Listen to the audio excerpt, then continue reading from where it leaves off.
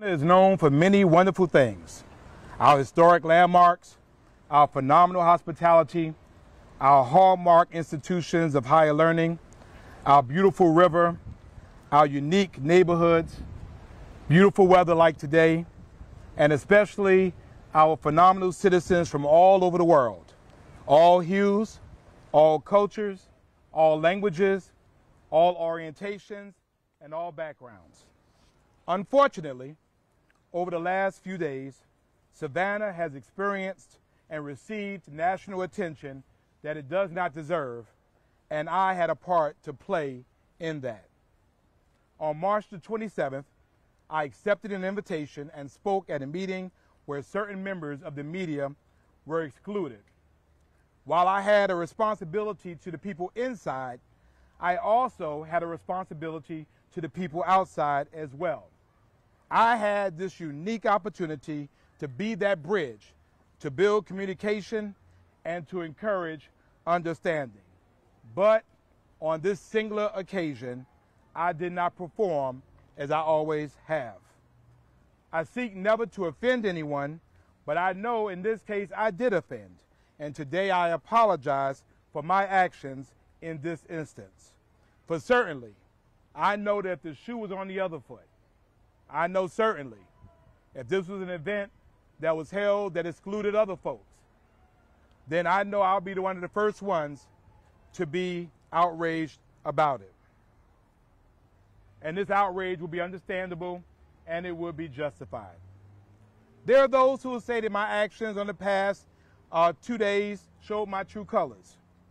I hope that my 16 years of elected service to this community, working with and advocating for all people, all hues, all religions, all colors, all sexual orientations, and all social statuses show my true colors.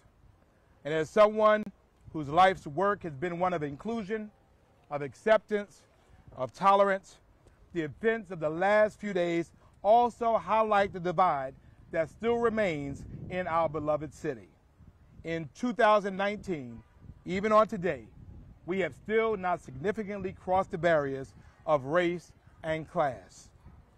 As my adopted home, I hope to bring this city together by addressing the elephants in the room and having courageous conversations with citizens across the community about race and class and sex and all the other things that divide us.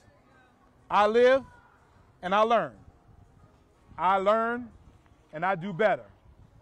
I do better and I get greater. And as a result of this experience, I certainly have learned. I've certainly become better, and I certainly will be greater because of this. I continue on with my quest to become the mayor of the greatest city on earth. After all, we are Savannah strong, which means we don't get bitter by adversity, we get better. Savannah, yours, mine, ours, we are better together. That ends my prepared statements. I'll be willing to answer any questions you may have. Fans, you watched me stand on that sidewalk, denied access to the story. Why should I or any of our white viewers vote for you? Well, because I'm the best candidate for mayor. My apology is that I had an opportunity there to then bring you into that door. As we talked about the sidewalk issue. And you told me, somebody told you couldn't be on the sidewalk, and I told you. I said, this is a public sidewalk. You could be anywhere you want to be. And so the reality is that of people of all hues and all races. I mean, Savannah should be open for everybody. And again, I had this opportunity to really take you by the hand and lead you into that church, and I did not do that. And that's why I'm apologizing. Have you had any other communications with that group since that meeting took place? I have not had it. I mean, I've talked with people, but not of the group. I don't think it's an established group. It's just individuals that got together. Do you think the action or today's statement will affect your chances of becoming mayor in the West? Well, I mean, I believe that some people will take this. There's some people who will believe that I had to say. Certainly, they know that's not who I am. They remember the times that I have advocated, the times I've collaborated, the times I've communicated and brought people to the table. There's some that no matter what I say, will never believe me. Again, for me, it's more important about doing the right thing and certainly today apologizing when you do something wrong, or you don't act, or you act inappropriately, you need to be able to apologize. So for me, it's not about people voting one way or another, it's about doing the right thing. Have you had any communications with other council members, including Mr. Bass, who was also there about that meeting, and if so, what was the conversation? Not in any detail, no. Ben, you mentioned all the negative publicity that's brought to Savannah. Is that what spurred this change of heart, or no? Do you feel I'm a sensitive guy, and certainly I'm very have my ears to the ground. Again, I've received phone calls of concern and support from around the world. Someone called from London asking, and it made the London news for an understand. I've had people from support saying, "We know this is not who you are," and so I've heard it from all sides. And again, with the issues of confusion, I need to provide clarity. And in this case, in particular, because I was a part of it, then I have to be able to be responsible for my part in it. I accepted an invitation, and I exercised poor judgment in my mind when I came by and I spoke at that, again, without insisting that everyone be allowed into the Are you aware of the meeting's discriminatory policy being condemned by Representative Ali Williams, along with Carl Villiard, Craig Gordon today in the House of Representatives? No. People have been saying that, you could give Deloach, our incumbent mayor, a run for his money in this election. Do you think you still can? I still can. I still believe that I have the length and breadth of knowledge of this community. I think I care about this community. Again, I have 16 years of proven track record. I don't want to fight people. I want to fight fire taxes, and I want to fight parking thieves, and I want to be able to fight crime, gangs, and drugs in our community. I still believe I'm the best qualified and the best prepared for this. I'm human. I make mistakes. I think more importantly, in this case, I'm owning up to this. Dan, there's still a lot of campaigning left to do. Yeah. How will you take this experience and use it moving forward when choosing what groups to speak to, with whatever stipulations they may have? Inviting all y'all to everywhere I go, to be honest with you. Reality is that people have meetings all the time where they engage one or another, or, come here, come here. The reality is, maybe this experience has helped somebody else. And hopefully if there are groups that want to have these types of meetings, then maybe they might decide, we need to be open for everybody. Savannah should be open for business, and if my lesson helps make us better, then I accept that. As far as splitting the vote, I know the flyer that circulated was really about consolidating the African American vote, claiming that the candidate supports is quite important. What is your reaction to that kind of those kind of, I guess, that kind of policy? Well, my goal is to be able to have people of all races vote for me, of all sexes, of all sexual orientations. I'm a people's candidate, and so that's my focus. That's where I'm going to be. Certainly constituency groups, business have people that they like, and certainly other types of groups have it. I'm going to be a candidate for all of Savannah. And again, if it did not mean that much to me, I wouldn't be here today. In retrospect, do you regret going to the meeting on Wednesday? In retrospect, I regret going to the meeting and not insisting that all of you come into the meeting. That's where I believe my fault was. I had an opportunity here. As you were standing out there, as I was talking with you about the sidewalk, and that was a public sidewalk, that I should have said, come on in with me, and say to the folks there, we have to do better, and here's an opportunity to do better.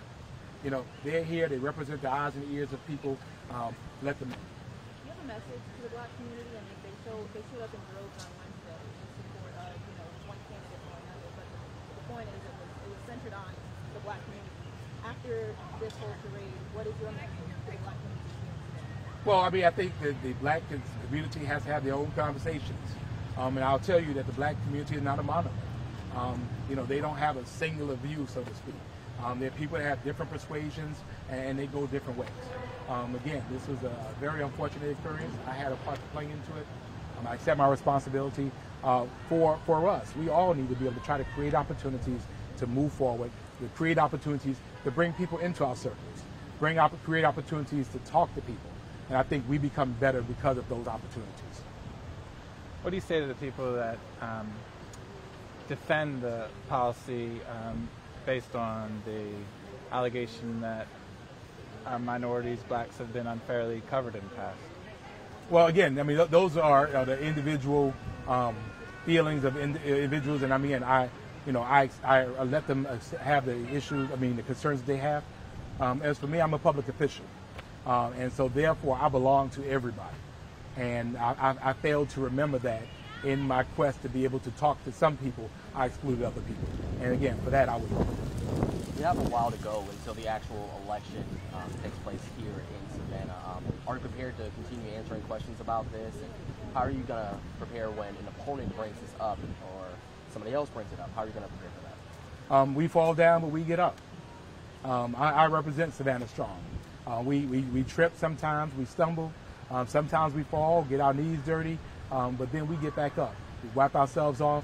We remember those things that are important, and we move forward. So, people love to bring up those types of things, which is why I've committed to a clean campaign focused on the issues.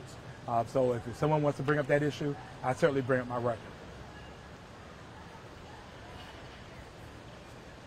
So to all of you, and certainly to those that were outside with me that day, I think that you were aware of the circumstances.